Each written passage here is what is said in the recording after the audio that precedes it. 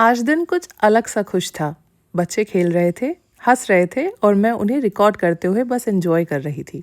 कभी कभी घर की दीवारें भी मुस्कुराती हुई लगती हैं जब उनके बीच हंसी घूम रही हो। आज वाइब्स कुछ अलग थी। हल्का सा एक्साइटमेंट, हल्का सा नॉस्टैल्जिया। हर कोने में अपनापन बसा हुआ है। शायद इसी को कहते हैं घर, जो सिर्फ जगह नहीं होता, होता है एक खूबसूरत एहसास। बच्चों को खेलता छोड़ मैं रेडी होने आई। आज एक बहुत ही स्पेशल डे था। One of my best friend from my school time, आज उसका रिश्ता था। सालों बाद मिलना हो और वो भी इतने खास मौके पर, जाना तो बनता है। I was trying to be patient, लेकिन मैं बहुत ही ईगरली वेट कर रही थी वेन्यू पर पहुंचने का, क्योंकि इतने सालों बाद लिटरली हम लोग आज मिलते। एंड कौन कौन मिलते मुझे उसका आइडिया भी नहीं है, क्योंकि ऑब्वियसली मेरे अलावा और भी स्कूल फ्रेंड्स ज़रूर आए होंगे ना उसके रिश्ते में। और इन्हीं सब ख्यालों के चलते हमने कार चेंज की, इवान के नाना नानी के साथ आगे का सफ़र तय किया एंड फाइनली हम पहुंच गए वेन्यू पर। फैमिली के साथ सफ़र हमेशा छोटा लगता है। वेन्यू पर पहुंचते ही एक अलग खुशी महसूस हो रही थी। And with all that curiosity and excitement I finally saw my school friends. एक की शादी होने जा रही है, एक ही एक खूबसूरत सी बीवी उसके साथ खड़ी है, और ये शायद बैचलर है।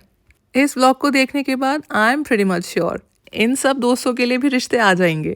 बचपन के दोस्त सालों बाद मिले, बातें वही पुरानी वाली और हंसी बिल्कुल वैसी ही। वक्त कितना भी निकल जाए, कुछ रिश्ते अपनी जगह हमेशा खड़े रहते हैं। फोटोज एंड वीडियोस क्लिक कराने के बाद वक्त हो गया था पेट पूजा का, तो हम चल दिए अपने फेवरेट काउंटर की तरफ, जो है tikki. I like tikki but without any chutney और दही ऑन इट। और लिया हमने पाव भाजी भी, क्योंकि इवान को बहुत पसंद है, और साथ में थोड़ा सा कोल्ड ड्रिंक, पानी मिलाकर। सब कुछ बहुत अच्छा था। एक हैप्पी पॉजिटिव वाइब थी जो सच में बहुत अच्छी लग रही थी। इस फंक्शन में आके कुछ चीज़ें मुझे रियलाइज़ हुई कि रस्में ज़रूरी होती हैं, पर लोग उससे ज़्यादा ज़रूरी होते हैं। वरना कुछ जगहें और कुछ फंक्शंस ऐसे भी होते हैं जहाँ गेस्ट को महसूस होता है कि शायद हमारी प्रेजेंस मैटर ही नहीं करती। स्पेशली शादी के माहौल में, जहाँ और कुछ मैटर करे ना करे बट रिस्पेक्ट बहुत मैटर करती है। और आज इस फंक्शन में आके जो वार्मथ और अपनापन महसूस हुआ, वो शब्दों में बताना बहुत मुश्किल है। I was literally overwhelmed by this gesture.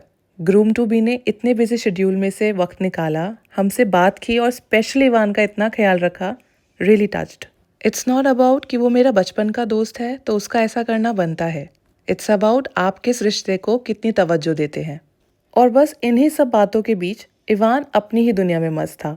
कभी इधर भागता, कभी उधर भागता। शादियां शायद बच्चों के लिए ही सबसे ज़्यादा एक्साइटिंग होती हैं। एंड प्लीज़ मुझे कमेंट सेक्शन में ज़रूर बताना, जिनके भी घर में छोटे छोटे बच्चे हैं, क्या उन्होंने ये चीज़ ऑब्जर्व की है, बच्चों की शैतानियाँ नए नए लोगों को देखकर बढ़ जाती है। Please do share your thoughts. और इन्हीं सब मस्ती भरे पलों के बीच हम चल दिए वापस से वेन्यू के अंदर, जहाँ हो रही थी रिश्ते की रस्म। हर रस्म का एक सिंबॉलिक मतलब होता है। हम आपको अपना रहे हैं। दो परिवारों के बीच हुई ये रस्म अपने आप में बहुत ही स्पेशल है, और इस ग्रूम टू बी की ये चमकती सी स्माइल अपने आप में बता रही है कि कितना स्पेशल है ये।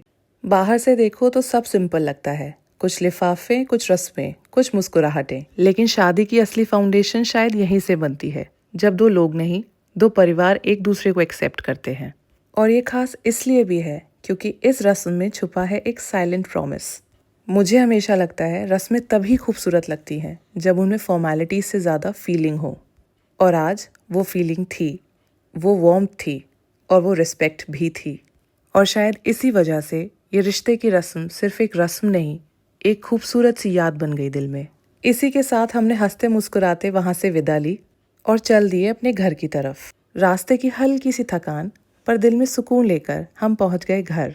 और घर पहुँचकर वो फैमिलियर कंफर्ट, जहाँ कपड़े बदलते ही लगता है हाँ अब घर आ गए।